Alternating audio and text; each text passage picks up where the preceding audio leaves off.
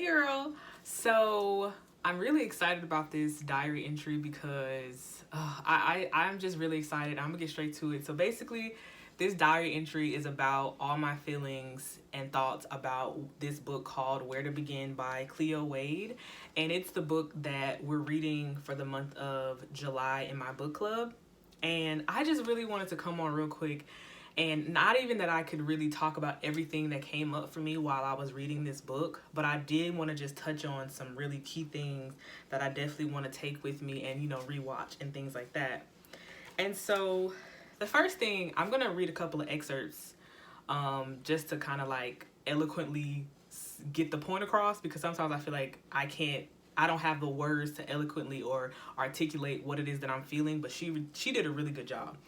But the first thing that came up for me when I was reading this book is this feeling of comfort and this feeling of being validated in the way that I want to interact and be in the world. Like, it was almost like this book was saying, Andrea, it's okay to be who you are. Because sometimes I always feel like I have a hard time speaking up for what I want, what I don't want, like setting boundaries. Mostly because sometimes I feel like the way that I want to be is not always mirrored to me when I look at the world. And it can be extremely disheartening being the type of person that I am, but more importantly, trying to be the type of person that I want to be, and the world being like, nah, that's not gonna go. So this is one thing that she really said that was really just like, and also reading the book, there were so many things in here that I was like, yes, that is literally the same thing that I feel. And just to have a book that is like, that lets you know that there are people out in the world, that there's a community that absolutely echoes the same sentiments that you have. So the first thing she says is, too often as children, teenagers, and even as adults, if we feel outnumbered or that there is no one to hear us, we feel that speaking up is a privilege that we do not have the ability to access. And then she goes on to say, I believe that every time we speak up, we tell the world who we are instead of letting the world tell us who we should be. So good. And then she goes on to talk about something that one of her friends said to her.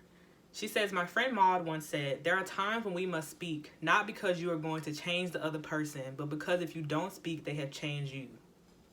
Silence doesn't change the world, it changes us. It shrinks us, it takes our stories and feelings away from us and buries them alive.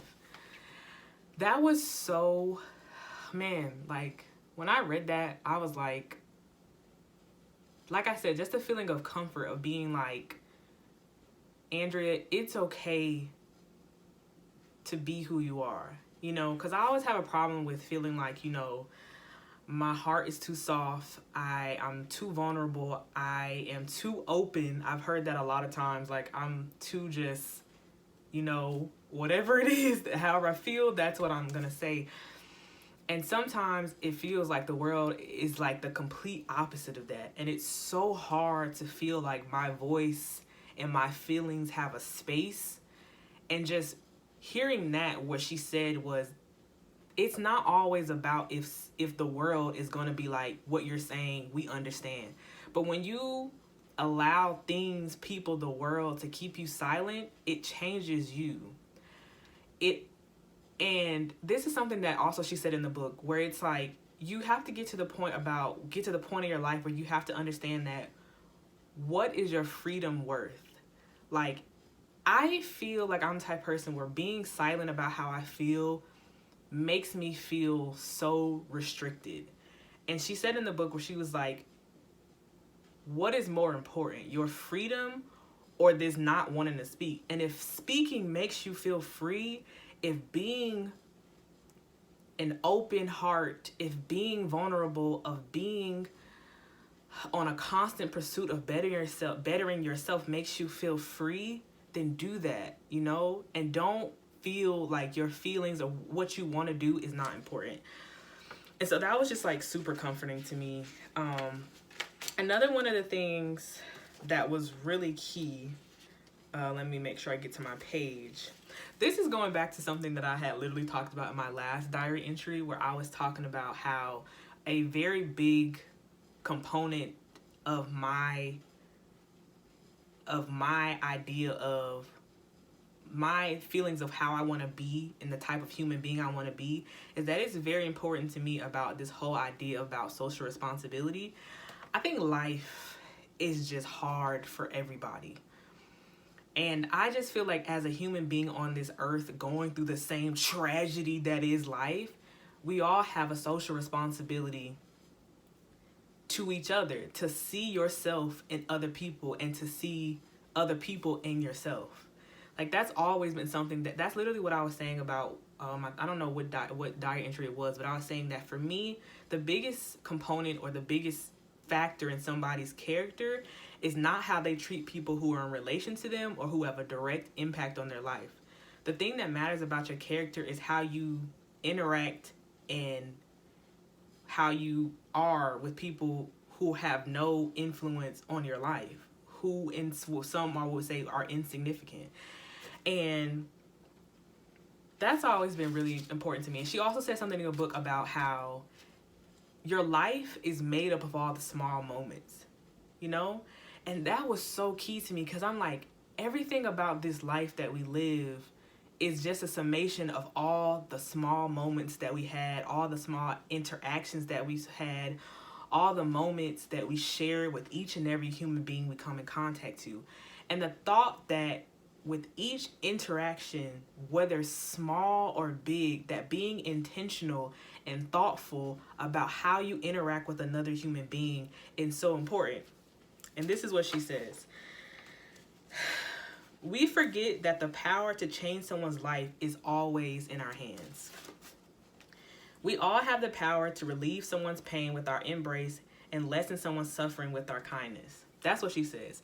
So I really feel like I said in my last diary entry, that I would take that even a step further and say that we all have the power not to create pain and suffering in other people. Like when she said before that you literally have the power to change someone's life. You've always had that power, each one of us. And so my thing is that power is a great responsibility. And like I was saying in my last diary entry, it literally burns my heart when people are just like, you know, it's their trauma, it's their problem, they need to just go to therapy and fix it.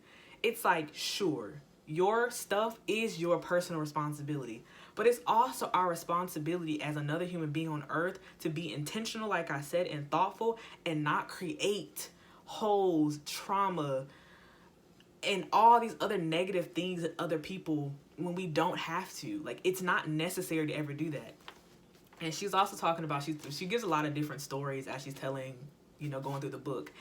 And she said something, she was given a story about how she was invited to this centenarian's birthday party.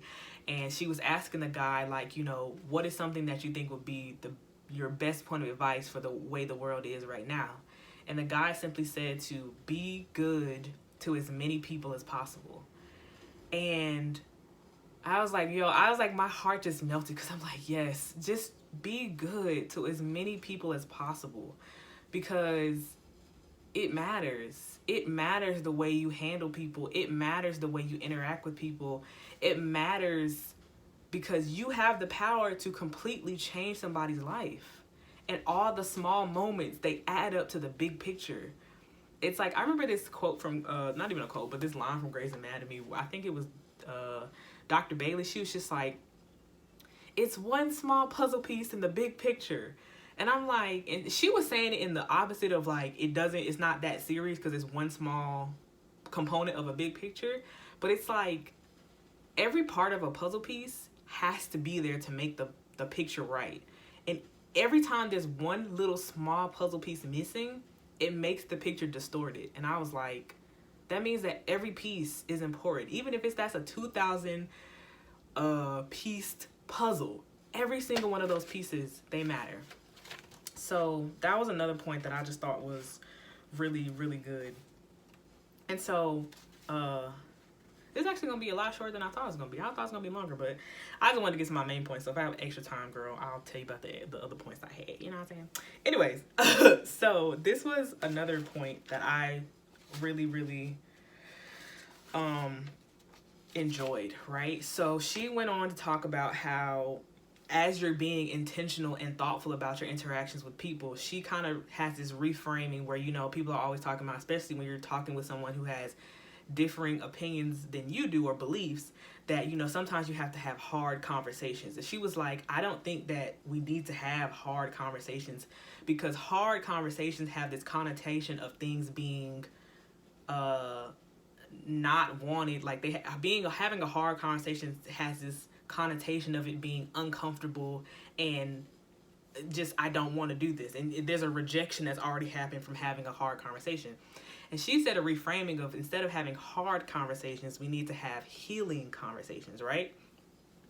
And so then she goes on to talk about how the first thing, which again I've stated in a previous video about what my mother has told me honestly in the last couple of months over quarantine, and a little previous before that, that has been such a great point of advice about just how to live your life, about not trying to be the moral standard for anybody. So not going down this road of you should be this, you should not be that, because at the end of the day, all you can do is live your life and curate your life the way you want to, and give somebody else the same amount of grace and space to do the same. But what she was saying was so good, where she was like, you know, she says, what in someone's life experience has influenced their way of moving through the world? So basically, her whole idea of having healing conversations was saying that you have to understand, and especially when you're in your 20s, this is something I've been saying, I feel it's so hard about trying to create relationships in your 20-somethings, is because it's especially with people that you did not grow up with, which that you're just meeting at 20, 30, whatever age, is that you can't always look at that person for just who they are currently looking at you. You have to look at that person as a summation, as a culmination of everything, every experience that got them to this point. You see what I'm saying? And she literally echoed that same thing, where she was like, you know, let me read what she says. But yeah, sorry. That's basically what she was saying about how people, you have to, when you're having conversations with people, you have to think about how whatever their belief or however they are choosing to move through the world is based off of their experiences. And that has been really helpful for me to realize that I don't always have to just be like, why is this person doing this? Well, I always have a reframing of the mind to be like, how did this person get to this point? And I'm not always like just thinking about the current moment. That there are things that they've lived through, there are experiences that they have had that have gotten them to this point. And because I understand that as another human being, I don't have to be like, well, why are you so defensive? And why do you do this? And you should be, because it's like, you have that level of understanding that you are literally moving, that another person is literally moving through the world the best way they know how sometimes. And so she goes on to basically say, as a part of having these healing conversations, which I thought was so good, is that she says, are we bringing our most healed self to conflict? The self that is focused on a just and peaceful outcome? Are we speaking to people in a way that believes in their ability to change, or in a way that merely shames their position? Healing conversations are not often easy, but that does not mean they have to be hard. For me, the difference between the two interactions is usually the energy we embody. So this was really good for me, because it was like, you know, because like I said, life doesn't like any of us. It sucks. But when you really think about, when I'm interacting with other human beings, this is something that I feel as myself. Like, I want to be able to interact with people from the most healed, peaceful, and the best parts of myself, you know? That's what I want to tap in. That's the energy that I want to tap into when I'm interacting with anybody, whether I'm upset, whether I'm disappointed, whether I'm happy. I always want to be intentional and thoughtful, not only for myself, not only for other people, for myself, because it makes me feel free to always come from the best parts of myself, the kindest parts of myself, when I'm interacting with other people. And this is the page I was trying to get to. She says, Our internal pain often wants to dictate our thoughts, words, and actions, but we always have to have the power to put the healed spaces within us in charge of our lives, actions, and words instead. And I was like, oh my God, that was just like, yes. And I think that when I think about myself, it's like, I understand the Andrea that I am now, but I'm always on this journey of knowledge and in enlightenment, empowerment for myself to always be on this constant pursuit of being a better person, of being the person I want to be. And I think that when I am able to be a better person within myself, I can also be better in relation to other people.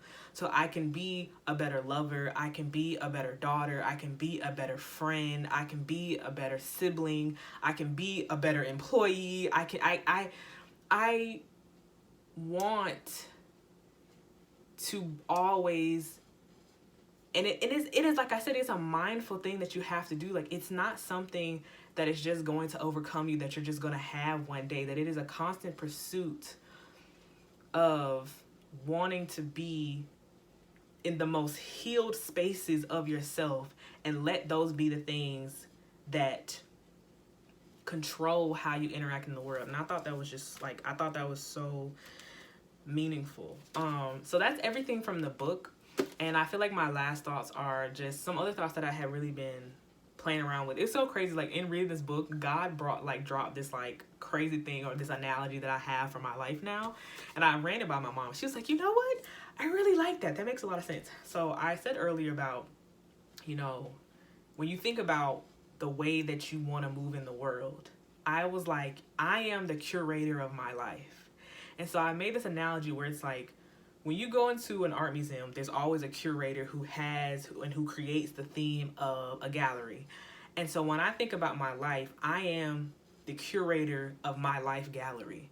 So I was saying, just how I was like, I said in a previous diary entry, when you're thinking about interacting with the world, and especially people who are going to be close to you, you have the power to curate that, and not to have this tension between you and another person, where it's like, these are the themes and the ideas and the images that I want to be in my gallery. And it's like, if you are not a person who is aligned, who has the same feelings and thoughts about this gallery, then you simply just don't have to be in it.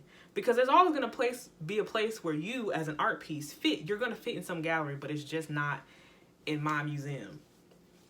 And that whole analogy for life, I'm just like, girl, God brought that to me, and I was like, oh, you're good. Because I was like, that's such a good thing. And then also, when she was talking about in the book about having conversations, I also realized this about myself, that I'm somebody who is very interested in having conversations. But I realized that I'm not somebody who I can talk about whatever, but I always have been a person who is interested in quality conversations.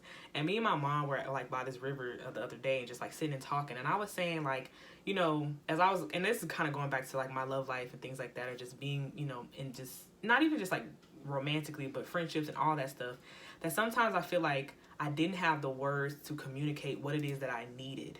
And I think that what it is that I like to have quality conversations. It's not about the quantity of the conversations, but that's intimacy to me, is having quality conversations with people. And I feel like, because we always say to people, how is it that you feel? And the first time people always say, oh, I'm good, I'm straight. Or it's like, oh, the work's going good or whatever. But it's like, I'm asking you how you feel on the inside. Like, what does your internal being feel like? But this is another thing that really got me, and I got from this book, which is going along the lines of giving people grace and not trying to be the moral standard for people, is that sometimes I recognize within myself, especially over this time since my last diary entry, is that sometimes, like I said about not having those same sentiments mirrored back to me, is that I've had to realize that, because even though I'm somebody who likes to have quality conversations and really get to the root, because I feel like that's how you get to the root of really getting to know a person, is that a person has to know themselves enough to even have that dialogue with you. And what I've realized is that sometimes it's not always about the fact that when I ask people, how are you feeling on the inside? And it's not always that they don't want to tell me. It's sometimes that they do not have the words to express it, or they have not let themselves yet feel how they feel. And I was listening to my a marriage podcast, and I just love them. They're just so good. And the wife was talking about, because I'm just going to end on this. She was talking about her husband's a comedian, and he travels a lot. She was saying how, as your wife, what I want to feel is intimate with you. I want to feel close to you. So when we have conversations, I'm not interested in you. He was saying how, he was like, oh, well, she wanted me to talk more. And she said, it's not about me wanting you to talk more. It's that when we do talk, I want it to be meaningful. I want it to be deep. And he was like, he was saying, it took me a long time to be like, because he was like, does she just want me to cry and boo-hoo? And he said, I had to realize that that's not what she was asking me. It's not about you having this emotional outburst. Like, she was not asking him for that. And he had to explain to her, which was also very, to me, was that you want me to share things, you want me to share spaces in myself that I have not yet let myself feel. And I think that before you can talk about having healing conversations, you have to really meet somebody where they're at and be like, but can we even have a healing conversations if you have not yet processed or let yourself feel the magnitude and the severity of whatever you're going through, even if that's just literally the severity of being a human being alive, because just the feeling of being alive in this world is so heavy sometimes. Like, literally, sometimes just getting up in the morning and having to face the day is a lot. And I don't think that's, especially now, because it's like there's a calm that you don't have the hustle and bustle of your day-to-day life pre-COVID, that it's like there's time now to feel those things. But sometimes people really condition themselves not to feel it, because that is the only way they can be in the world. And I was like, I had to realize and tell myself that's okay. Like, some people are just there. And if you're somebody and I was like, Andrea, if you're somebody and you're really dedicated to being intentional and thoughtful for people, let's have that conversation. But also, I realized I had to create boundaries for myself, is to realize that I can only do my part. And this was something that I was like, I need to heal from, is that I sometimes try to, because I am such a naturally just, I want to be there, I want to support, I want to love, I want to uplift, that I'm the one that I feel like I'm doing it for me, and it's like, you do your part, you show up, you extend a hand, you say that you're here, but somebody else has to want to live this life. Like, somebody else has to want to be better. And that was something that I had to really break myself from, feeling that maybe I just wasn't doing enough, that maybe I wasn't being a good enough friend, that I wasn't being, and it's like, you only can do your part, and know in your heart that your part is coming from a pure, a genuine, and a loving place, a kind place. And once you extend the hand, you cannot push somebody else's hand towards you. They have to want to do it. And that's going to be that. So, oh girl, my neck. So, that was the book. I'm really excited. So, I guess the ending question is just,